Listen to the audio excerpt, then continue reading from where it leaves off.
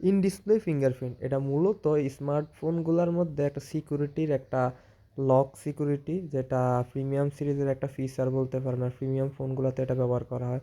তো এটা অনেকে সেট আপ করতে পারে না, আবার অনেকে ফোনে আছে কি না সেটাও জানে না। তো নর্মালি ম্যানুয়াল লক ইউজ করে। তো আজকে দেখাবো কীভাবে সেট আপ করতে হয়।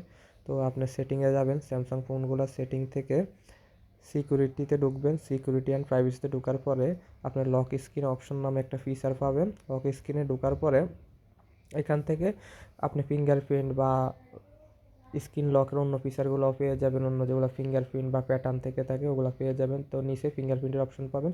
ফিঙ্গারপ্রিন্টে ঢোকার পরে আপনি এখান থেকে একটা প্রথমে যে কোনো একটা লক সেট করে নিতে হবে। তো আমি এখান থেকে প্যাটার্ন লকটা সেট করে নিলাম। আপনি চাইলে সিকিউরিটি পিন লকও দিতে পারেন। আমি প্যাটার্ন একটা দিলাম আপনাদের দেখানোর জন্য। প্যাটার্ন দেওয়ার পরে কনফার্ম করার পরে এখান থেকে আমি আমার আঙ্গুলের ফিঙ্গারটা রেজিস্ট্রেশন করতে পারবো। এই যে আমি আমার বাম হাতের আঙ্গুলটা দিয়ে রেজিস্ট্রেশন করতেছি।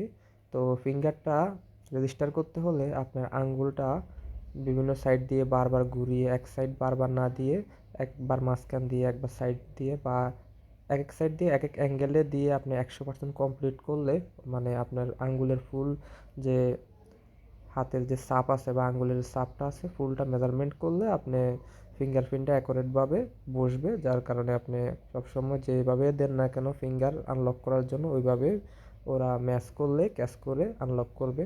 তো আপনি চাইলে একসাথে অনেকগুলো ফিঙ্গারও দিতে পারেন, অনেকগুলা এক হাতের বা দুই হাতেরও দিতে পারেন। তো ধন্যবাদ।